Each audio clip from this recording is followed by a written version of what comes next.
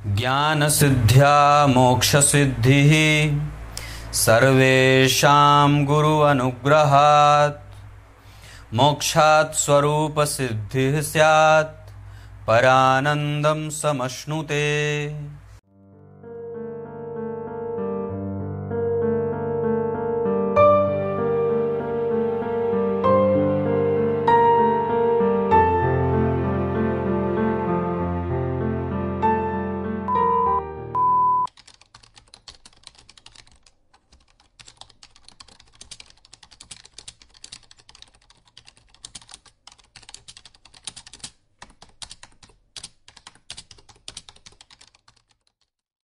प्रिय दर्शकों नमस्कार, एक बार फिर से उपस्थित हूँ आप सबके सामने रविवार के कार्यक्रम में। आज आप लोगों से बहुत ही महत्वपूर्ण और बहुत ही रोचक विषय को लेकर के आज चर्चा करने वाला हूँ। आज हम लोगों की बात होगी युतियों के बारे में और दोषों के बारे में। जैसे अभी आप लोग शाम वाले कार्यक्रम में जैसे कि देख रहे हैं कि नक्षत्रों का एक अलग सीरीज़ बना हुआ है, जिसमें हम लोग अभी तक पुनर्वसु नक्षत्र तक आ गए हैं। आपके जन्म का नक्षत्र अगर आपको पता है तो आप मेरे चैनल के प्लेलिस्ट में जा सकते हैं। वहाँ नक्षत्रफल नाम का एक प्लेलिस्ट बना हुआ है। उसी प्लेलिस्ट में से आपको आपके जन्म के नक्षत्र के हिसाब से संपूर्णतया उसका विश्लेषण मिल जाएगा। शुरू करते हैं आज का कार्यक्रम, पर उससे पहले एक बात और भी जोड़ दूं। राहु और केतु से जितने भी आपके संशय हैं, आप राहु और केतु से संबंधित कार्यक्रम नाम का प्लेलिस्ट जा करके देख सकते हैं। ज्योतिष को समझने और सीखने के लिए बहुत छोटे छोटे जो सिद्धांत और सूत्र और मर्म हैं, वो मैंने महत्वपूर्ण ज्योतिषीय कार्यक्रम नाम के प्लेलिस्ट में जोड़ रखा है। बाकी आप अगर किसी भी लग्न से आपकी कुंडली बनती हो, उस लग्न से संबंधित जो कुंडलियां हैं, जैसे मेष लग्न की कुंडली का अलग विश्लेषण, जिसमें करीब 30-40 मेष लग्न की कुंडलियों का विश्लेषण किया है, तो ऐसे प्रत्येक मीन लग्न तक के आपकी लग्न के हिसाब से आप जाकर के वो कार्यक्रम देख सकते हैं। शुरू करते हैं आज का कार्यक्रम। कहीं नहीं जाना है, बिल्कुल बन के रहिएगा। जय श्री कृष्ण अवश्य लिखा करिए, बिल्कुल ही लिखा करिए। और मैं आप लोगों को बताऊं कि मुझे सबसे ज़्यादा व्यूज से भी ज़्यादा मुझे पसंद कमेंट देखना आता है, बहुत अच्छा। इसी वजह से मैं स्वयं वहाँ पे उत्तर देता हूँ। आइए मूल विषय पे और मूल बिंदु पे लेके आते हैं। आज सूर्य और चंद्रमा की युति के बारे में बात करेंगे। जन्म कुंडली का कोई भी लग्न हो, कोई भी लग्न, मेष लग्न से लेकर के मीन लग्न तक की आपकी कुंडली कोई भी लग्न की हो, किसी भी राशि में चंद्रमा और सूर्य एक साथ बैठे हों, किसी भी भाव में बैठे हों, तो उसका कैसा परिणाम होता है ये जानेंगे। इसमें सबसे पहले बात करते हैं कि ये दोनों ग्रह जब एक अंश और एक कला एक विकला पे हो जाते हैं, मतलब सूर्य भी उतने ही पे है, चंद्रमा भी उतने ही पे है, तो दोनों जब आमने सामने एक सीध में, एक कक्षा में, एक राशि में, एक अंश पे, एक कला विकला पे, जितने ही 0 अंश 0 कला 0 विकला, इतने पे जब ये हो जाते हैं तो ये दोष पैदा करने लगते हैं। ज्योतिष शास्त्र में इसे युति नहीं कहा गया है, इसे अमावस्या दोष कहा गया है। बाकी के जितने ग्रह हैं, जैसे रवि, सूर्य और गुरु, चंद्रमा और गुरु, चंद्रमा और बुध, शुक्र और गुरु, इन दोनों ग्रहों को छोड़ करके, मतलब सूर्य और चंद्रमा के अतिरिक्त जितने ग्रह बचते हैं, इन दोनों ग्रह की अलग अलग ग्रहों के साथ युतियां, संबंध, युति कही जाती है। लेकिन ये दोनों ग्रह ऐसे हैं जब एक साथ बैठ जाते हैं तो दोष पैदा करते हैं। सूर्य और चंद्रमा, सूर्य जो है वो दाहक ग्रह हैं और चंद्रमा शीतल ग्रह है। इसमें चंद्रमा सा शीतल स्वभावगत, जिसमें कहा जाता है ना कि चंद्रमा सा शीतल है और बड़ा ही निर्विवादी है। चंद्रमा को विवाद पसंद नहीं है, जबकि सूर्य अपने प्रभावों को प्रस्तुत करने के लिए कोई समझौता नहीं करना चाहते। वो अपने सिद्धांतों के पक्के हैं। उनको पता है कि मुझे प्रातःकाल इतने बजे क्षितिज पे आ जाना है, वो आ ही जाते हैं। अलग बात है कि भौगोलिक स्थिति से जब कभी उन पे बादल का पहरा पड़ जाता है तो वो दिखाई नहीं देते, पर वस्तुतः तो वो आकाश में चमकते ही हैं। तो कहने का अर्थ है कि जब ये ग्रह एक दूसरे के साथ लग्न में, द्वितीय में, तृतीय में, चतुर्थ में, पंचम में, षष्ठम में, सप्तम में, अष्टम में, नवम में, दशम में, एकादशवें में, 12वें में बैठ जाएंगे तो कैसा परिणाम करने लगेंगे। इस पे मैं आप लोगों को एक अभी ही शुरुआत में ही एक बड़ी अच्छी बात बता दूं, जो एक कार्यक्रम का समराइज वे भी हो सकता है, पर आगे एक्सप्लेनेशन भी करूंगा। तो 12वें भाव में, एकादशवें भाव में दशम भाव में, लग्न में, चतुर्थ में, पंचम में और नवम में, है ना। मतलब लग्न, चतुर्थ, पंचम, नवम, दशम, एकादशवां और 12वां, इतने भावों में चाहे किसी भी राशि में सूर्य और चंद्रमा एक साथ बैठ जाएंगे तो ये दोष कम पैदा करते हैं या इसे खराब नहीं करते, या ये उतने बुरे नहीं होते जितने द्वितीय में, तृतीय में, छठवें में, सातवें में, आठवें में, इन भावों में होते हैं। मतलब द्वितीय स्थान में अगर सूर्य चंद्रमा बैठे हैं, तृतीय में बैठे हैं, छठवां, सातवां, आठवां, इन भावों में बैठे हैं क्रमशः सूर्य और चंद्रमा एक साथ, चाहे किसी भी राशि में, तो ये बहुत दोष पैदा करते हैं। यहां पे आपको भयंकर पीड़ा दे देते हैं, रोग। यहां पे आपको पत्नी का सुख नहीं मिलता, और यहां पे कई बार आपके दुश्मन कभी खत्म नहीं होते और रोग लंबा चल जाता है। यहां पे आपको पैतृक संपत्ति के लिए लड़ना पड़ता है, और एजुकेशन में और विवाह संबंधों में दिक्कत होती है, विवाह होने में दिक्कत होती है।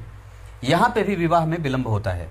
इसके कुछ अच्छे परिणाम भी मिलते हैं, यहां पे भी कुछ, सब जगह के कुछ ना कुछ अच्छे परिणाम मिलते हैं।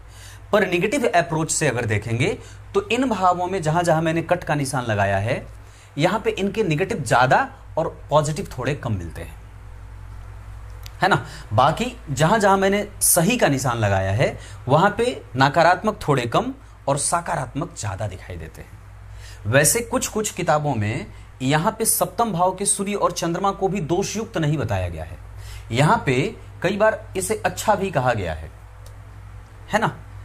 लेकिन बहुत सारी कुंडलियों में यह बात देखी गई, या मैंने भी देखा, कि जब जन्म कुंडली के सप्तम भाव में सूर्य चंद्रमा हो जाते हैं तो विवाह में मतभेद होता है, उनके पत्नी के साथ उनके संबंध लंबा नहीं चल पाते, या फिर वो मतैक्य नहीं होता, मत में एकता नहीं होती, बदल जाता है। या ये कह सकते हैं कि व्यक्ति अपने युद्ध को स्वीकार नहीं करता है। युद्ध क्या है? प्रत्येक दिन आप जो अपने जीवन में प्राप्त करने के लिए जद्दोजहद कर रहे हैं, अपना प्रभाव दिखाना, अपने प्रभावों को लेकर के चिंतित होना, अपने भविष्य को लेकर के चिंतित होना, अपनी दिनचर्या को लेकर के चिंतित होना, ये युद्ध ही तो है। और उस युद्ध को कैसे जीतना है उसके लिए रणनीति बनाना, आसपास के लोगों से मतभेद, आसपास के लोगों को खुश रखना, आसपास के लोगों से राजनीति करना, आसपास के लोगों के द्वारा राजनीति का शिकार हो जाना, ये सब अर्जुन की ही भांति हमारे सामने युद्ध की स्थितियां खड़ा कर देते हैं। सिर्फ अर्जुन ही युद्ध नहीं कर रहे हैं, युद्ध हम लोग भी कर रहे हैं। हमारा भी सामना हो रहा है प्रतिद्वंदियों से, प्रतियोगिताओं से, और पता नहीं किन किन स्थितियों से जीवन में। तो इससे यहां पे जब सप्तम भाव में सूर्य और चंद्रमा बैठ जाते हैं तो उस व्यक्ति के जीवन में राजनीति और युद्ध छोड़ने का गुण नहीं होता। मतलब वो अब पकड़ करके रखने वाला होता है, उसको पता होता है कि मुझे गेम से हटना नहीं है, मुझे अंतिम तक युद्ध लड़ना है, चाहे वो किसी भी तरीके से हो। अलग बात है कि युद्ध हारेंगे तो भी स्वर्ग को प्राप्त होंगे, और युद्ध जीतेंगे तो फिर गीता जी में भगवान दूसरे अध्याय में क्या बात कही, वही तो बात कही गीता जी के दूसरे अध्याय में 35वें-36वें श्लोक की बात है, उसमें वही बात कही कि अगर जीतोगे तो सांसारिक भोगों का भोग करोगे, और अगर मृत्यु को प्राप्त होगे युद्ध करते करते तो फिर स्वर्ग लोकों को प्राप्त होगे। तो यहां पे भी वही बात आती है, क्योंकि यहां से आपकी दिनचर्या का ख्याल रखा जाता है, यहां से आपके उस व्यक्ति के बारे में विचार किया जाता है जो सबसे ज्यादा आपके निकट है, क्योंकि कोई भी आपके उतने निकट नहीं होता कि आपके शरीर में समा जाए, है ना। तो यहां पे ग्रंथकार यही बात कहते हैं कि इन भावों में जब चंद्रमा और सूर्य होते हैं, लग्न में, चतुर्थ में, पंचम में, नवम में, दशम में, एकादशवें में, 12वें में, तो अच्छे और श्रेष्ठ, शुद्ध और सफल परिणाम देते हैं। अब ये कहीं पे भी रहेंगे तो निगेटिव क्या होगा? किसी भी भाव में कुछ सकारात्मक होगा, वो अंतिम में बताऊंगा, पहले नकारात्मक बता दूं।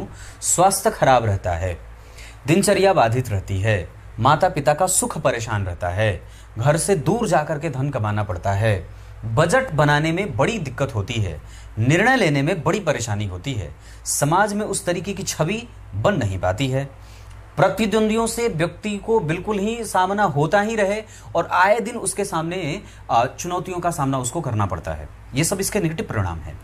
ये ग्रह अगर एक साथ बैठ जाते हैं तो व्यक्ति स्वयं इतना ज्यादा राजनीति करने वाला हो जाता है कि लोग उससे कई बार दुश्मनी करने लग जाते हैं, या फिर उसका दृष्टिकोण, भले वो राजनीति में सिद्धहस्त न हो पर वो छोटी मोटी राजनीति अवश्य कर लेता है, जैसे पारिवारिक हो चाहे सामाजिक लेवल पे वो राजनीति कर लेता है। इसके साथ साथ इस युति का सबसे जो अच्छा परिणाम मिलते देखा गया है वो जन्म कुंडली के दशम और लग्न में मिलते देखा गया है। जन्म कुंडली के पंचम स्थान पे इसके जो संबंध में बात आती है तो वहां पे संतान को और प्रेम को थोड़ा कमजोर पक्ष में जाते देखा जाता है। बाकी एजुकेशन और एजुकेशन को लेकर के जो उसकी दृष्टिकोण की स्थिति होती है वो बड़ा श्रेष्ठ होता है, उसमें कोई भी परेशानी नहीं होती। लेकिन करियर के लिहाज से देखें, उसके ग्रोथ के हिसाब से देखते हैं तो जन्म कुंडली के दशम स्थान में और जन्म कुंडली के लग्न स्थान में अगर सूर्य और चंद्रमा एक साथ बैठ जाते हैं तो ये इतना जुझारूपन दे देते हैं, साहस दे देते हैं, बल दे देते हैं, पराक्रम दे देते हैं, उत्कृष्टता दे देते हैं, विचार श्रेष्ठ और बेहतरीन व्यक्ति बना देते हैं। वो व्यक्ति समाज का पोषक तो होता ही है, समाज का कौन सा वर्ग है जो उसका आदर और सम्मान नहीं करता, ऐसी स्थिति हो जाती है। जन्म कुंडली के दशम स्थान में सूर्य और चंद्रमा व्यक्ति को तीव्र और ज्ञानी राजनीतिज्ञ बना देते हैं। वो व्यक्ति पदासीन होता है, श्रेष्ठ पदों पे विभूषित होता है और जनता के द्वारा साल दर साल चुन करके जाने वाला प्रतिनिधि हो जाता है। अगर आपकी भी कुंडली के दशम स्थान में या लग्न स्थान में सूर्य और चंद्रमा एक साथ बैठे हैं तो निश्चित रूप से आप इसको एक अच्छी युति मान सकते हैं और इसका आप लाभ उठा सकते हैं। फिर आपको राजनीति के बारे में कोई प्रश्न पूछने की कोई आवश्यकता किसी ज्योतिषी से नहीं होगी। इसके साथ साथ ये जब लाभ भाव में बैठ जाते हैं, जैसे सूर्य और चंद्रमा एकादशवें भाव में बैठ जाते हैं, तो ये व्यक्ति का जो ध्येय होता है वो धन के पीछे, महत्वाकांक्षा के पीछे, गेन के पीछे, लाभ प्राप्त करने के पीछे और समाज को देने के लिए इतना सारा दिमाग में विचार बनता रहता है। मतलब वो धन कमाता भी है और धन देता भी है, साथ ही साथ वो अपने धन को दूसरे जगह सही जगह पे खर्च करना भी जानता है। उसको पता है कि उसको उसका धन कहाँ पे, किस समय, किस जगह पे खर्च करनी है। तो ये एकादशवें भाव के ऐसे प्रभाव दिखते हैं।